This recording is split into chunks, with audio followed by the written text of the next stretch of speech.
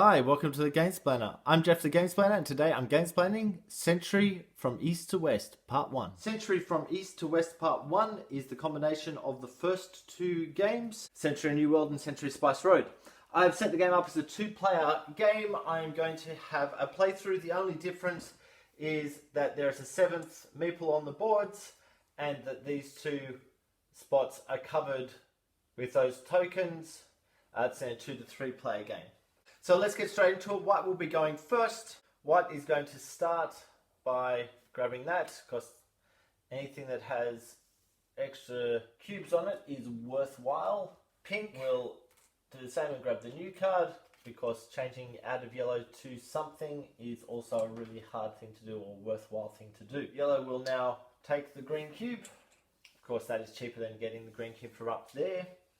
Pink will also do the same, so he's turning 4 yellows into 2 greens. White is going to put a single there, which gets him a red cube. Pink is going to go there and get 2 more yellow cubes. White is going to go here to grab that, because these two cards speak to each other quite nicely. Pink is going to use the upgrade space and upgrade one of his greens to a brown, and upgrade one of his yellows to a red. Now, white could go after this one or this one to gain them straight away. Realistically, he's actually wanting this tile, so he's going for 2 reds and a green. In order to get his other red, what he's going to need to do is probably spend that, so 2 guys there to get the green, and then on his next turn, he'll need to spend that guy to here to turn 1 green into 2 red, which will then give him enough stuff to be able to get that token. Pink could take this one, because he has all 3 things. He only has 1 guy left, so he could only go here. He only has 1, so there's no point in going there. Everything else is going to cost him more to go on. He thinks he'll actually go for it, so he will go here, he'll take that, and he will add that to his lineup. That gives him 1 extra meeple. These then will move down 1, and we select 1 extra over, and white will actually take this one, which allows him to remove 1 extra thing, and he thinks that he might actually just remove that one, which gives him a red and a green. He should have paid for the token he just took. They then will move down and take that. Pink's turn. Pink has 1 guy that he can use. Once again, there is not a single spot, so he'll just grab all of his guys back. White doesn't have any guys, so he'll grab all of his guys back also. Pink is looking for those 2 sides, so this one or the one on the end are the only ones available to him at the moment. To get them, he's going to need 2 reds and a green. So he has 1 red and 1 green, so he might, just for a starting point, go to that one to take 1 red. He now has the combinations that he needs. White has very much set his sights on these cards, because he thinks that's going to get him points. So what he's going to be going for is this card here, so he can get that token. So he needs 1 more red also, and he will use that to do it. So 1 green in, 2 red out. It's now Pink's turn. Pink is going to go here so he can get that, which is the same, which means that for every combination, he'll actually get double the points. He'll need to work really hard now, because what he's just done is taken 2 that he's not getting any extra points for. So Pink really needs to get that one. Back over to White's turn.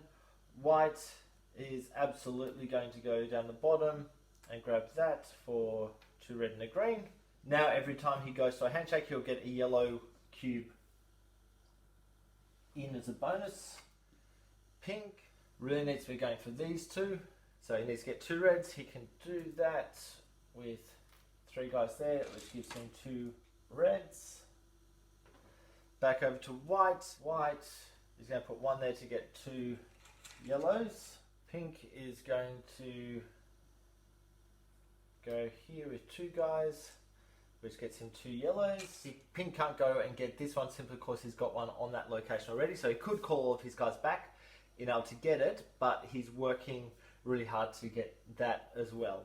White is going to use 2 here to take this, but he's going to flip this straight over, so he uses 3 of his yellows to turn into a brown.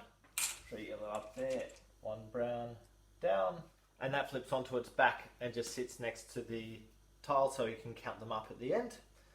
Back to Pink's turn. Pink is going to use all 3 of these to get him a brown. White is going to do that to get a green. Pink is going to call his guys all back. White is going to use that to turn a yellow into a green. Now the token that he took before allows him to get a yellow for handshake ones, which that is, so he'll take a yellow back. It's now Pink's turn. Pink is going to go here to spend 3 yellow and a brown to take this guy.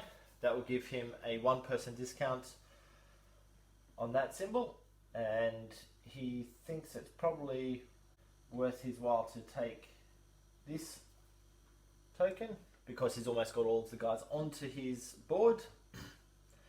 It's White's turn, and he doesn't have any guys, so he's going to have to pull his guys back. Pink is up there for a red and 2 red and a green. That will also get him a yellow whenever he uses one of the basket spots. He can't take one of these tiles because he's already got 3, and we move on. I think that gives you a really good idea of how this game plays. If you have any comments or suggestions, please write them below. If you have any games that you would like to be Gamesplayed, please shoot me an email at thegamesplainer@gmail.com. Follow me on Instagram and Twitter. Follow me on Instagram and Twitter to keep up to date with the games I'm playing. Subscribe to my videos to keep up to date with the games that I'm gamesplaining. And until next time, enjoy gaming.